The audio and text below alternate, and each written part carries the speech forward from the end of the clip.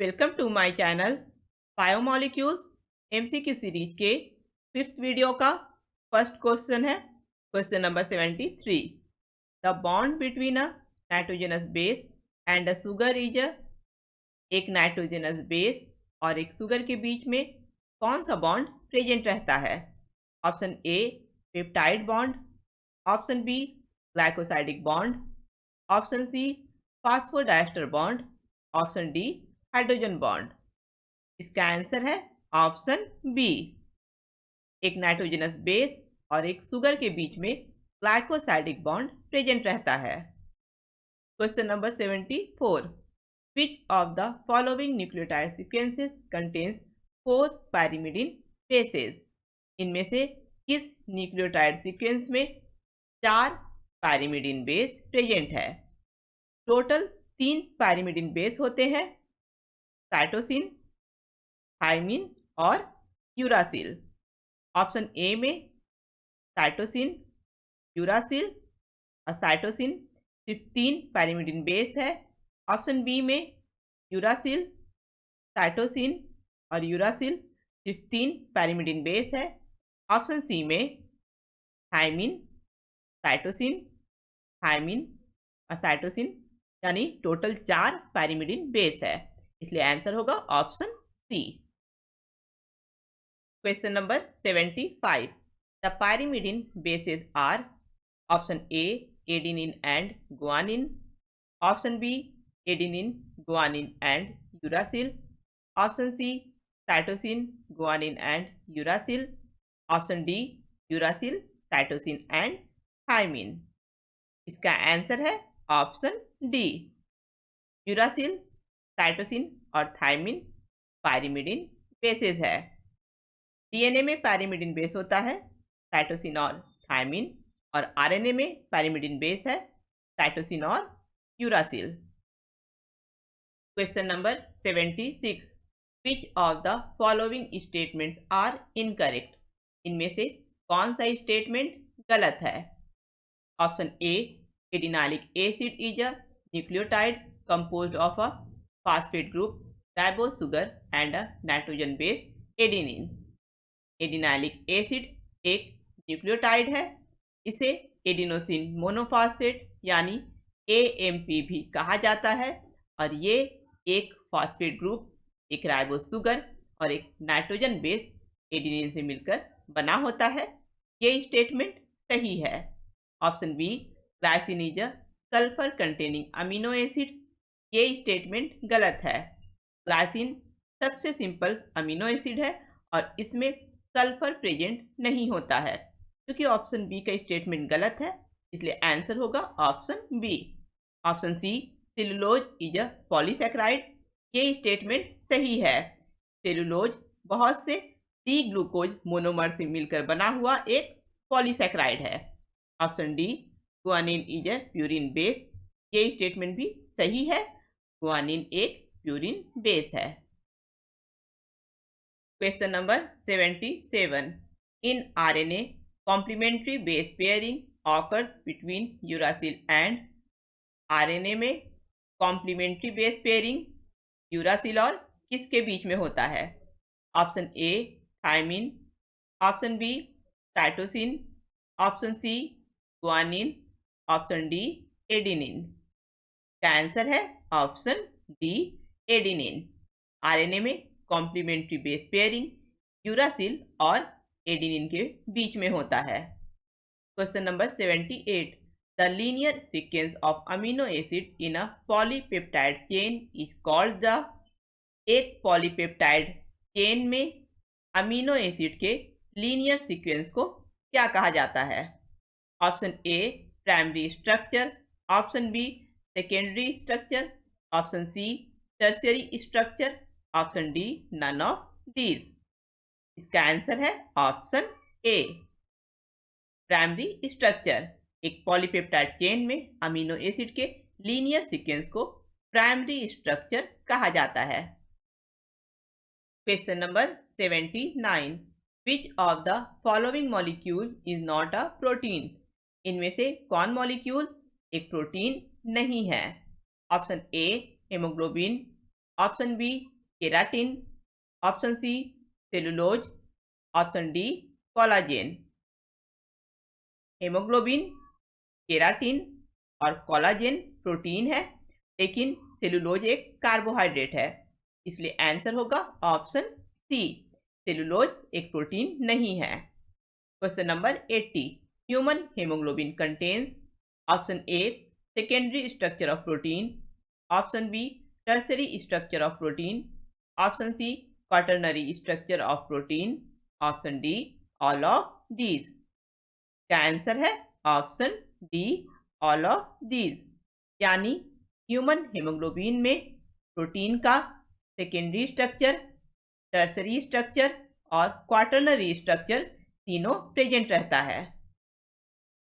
Question number 81, which of the following statement is incorrect about structure of protein.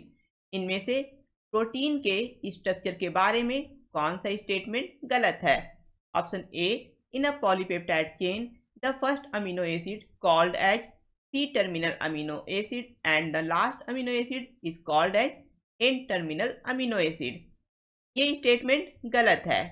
एक polypeptide chain में first amino acid को C terminal नहीं बल्कि N terminal amino acid कहा जाता है और लास्ट अमीनो एसिड को एन टर्मिनल नहीं बल्कि सी टर्मिनल अमीनो एसिड कहा जाता है। क्योंकि ऑप्शन ए का स्टेटमेंट प्रोटीन के स्ट्रक्चर के लिए गलत है, इसलिए इसका आंसर होगा option A. Option B, tertiary structure of protein is necessary for the biological activities of proteins. ये स्टेटमेंट सही है। प्रोटीन के बायोलॉजिकल एक्टिविटीज के लिए प्रोटीन का टर्सरी स्ट्रक्चर जरूरी होता है। Option C, human haemoglobin consist of 4 सब यूनिट। ये स्टेटमेंट भी सही है। ह्यूमन हेमोग्लोबिन 4 सब यूनिट से मिलकर बना होता है, 2 अल्फा सब यूनिट और 2 beta subunit. Option D, in proteins only right handed helices are observed. Protein में सिर्फ राइट हैंडेड हेलिसेस ऑब्जर्व किया जाता है। ये स्टेटमेंट भी सही है।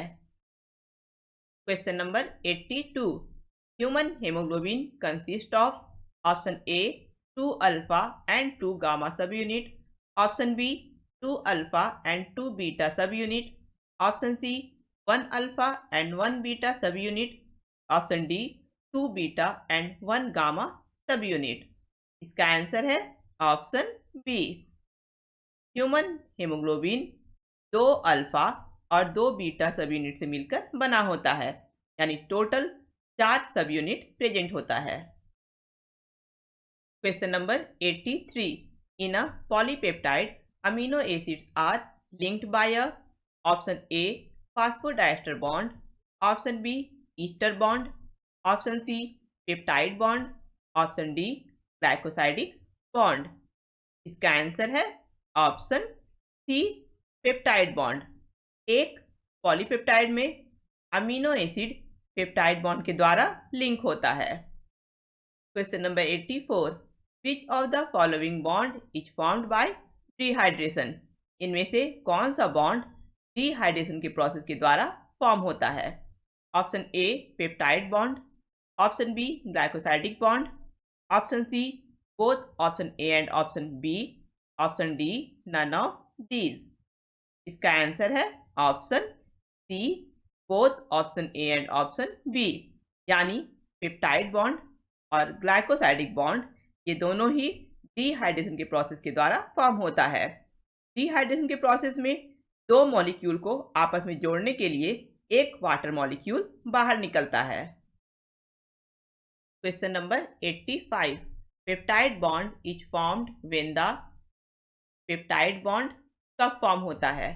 Option A, amino group of 1 amino acid react with the carboxyl group of the next amino acid. जब एक अमीनो एसिड का amino group next amino acid के कार्बोक्सिल ग्रुप के साथ रिएक्ट करता है। Option B, amino group of 1 amino acid react with the amino group of the next amino acid. जब एक अमीनो एसिड का amino group next amino acid के amino group के साथ रिएक्ट करता है। Option C, carboxyl group of one amino acid react with the amino group of the next amino acid? जब एक अमीनो एसिड का carboxyl group next amino acid के amino group के साथ रिएक्ट करता है। Option D, carboxyl group of one amino acid react with the carboxyl group of the next amino acid. जब एक अमीनो एसिड का carboxyl group next amino acid के carboxyl group के साथ रिएक्ट करता है। इसका आंसर होगा ऑप्शन सी। पेप्टाइड बॉन्ड तब बनता है जब एक अमीनो एसिड का carboxyl group next amino acid के अमीनो ग्रुप के साथ रिएक्ट करता है और इस प्रोसेस में एक वाटर मॉलिक्यूल रिलीज होता है। Question number 86। In polysaccharides the monosaccharides are linked by a option A glycosidic bond, option B ester bond, option C disulphide bond, option D phosphodiester bond. का answer है option A glycosidic bond. Polysaccharide में monosaccharides glycosidic bond के द्वारा link होता है। Question number 87। The two strands of DNA are held together by option A peptide bond, option B ester bond, option C hydrogen bond, option D disulphide bond. का answer है option C hydrogen bond. DNA का दो strand hydrogen bond के द्वारा link होता है। Question number 88।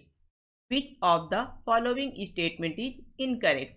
इनमें से कौन सा स्टेटमेंट गलत है? Option A, the bond between the phosphate and hydroxyl group of sugar is ester bond. Sugar molecule के फॉस्फेट और हाइड्रोक्सिल ग्रुप के बीच में ईस्टर बॉन्ड प्रेजेंट रहता है। ये स्टेटमेंट सही है। Option B, Watson Crick model of DNA says that DNA exist as a double helix. DNA का वाटसन क्रिक मॉडल कहता है कि डीएनए एक डबल हेलिक्स के फॉर्म में एग्जिस्ट करता है। ये स्टेटमेंट भी सही है। Option C, the backbone of DNA molecule is formed by sugar phosphate sugar chain. DNA molecule का backbone sugar phosphate sugar chain के रिपीटिंग सीक्वेंस के द्वारा फॉर्म होता है। ये स्टेटमेंट भी सही है। Option D, the sugar phosphate backbone in a DNA molecule is linked by glycosidic bond. ये स्टेटमेंट गलत है।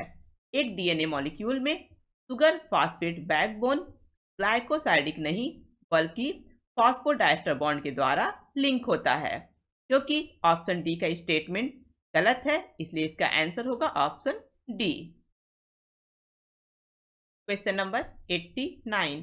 Number of hydrogen bonds in a AT base pairing in a DNA molecule is. एक DNA molecule में AT base pairing में कितना hydrogen bond present रहता है? Option A 1, option B 2, option C 3, option D 4। का answer है option B. एक DNA molecule में एडेनिन और थायमिन बेस पेयर के बीच में 2 हाइड्रोजन बॉन्ड प्रेजेंट रहता है। Question number 90। The pitch of one complete turn of DNA double helix is. DNA double helix के एक कंप्लीट टर्न का पिच कितना होता है? Option A 0.34 angstrom, option B 3.4 angstrom, option C 34 angstrom, option D 340 angstrom. इसका answer है option C 34 angstrom या 3.4 nanometre. Next video में हम लोग इस चैप्टर से रिलेटेड कुछ और मल्टीपल चॉइस क्वेश्चन को डिस्कस करेंगे। अगर आप लोगों को वीडियो पसंद आया है तो इसे लाइक करें, अपने फ्रेंड के साथ इस वीडियो को शेयर करें और मेरे चैनल को सब्सक्राइब करें।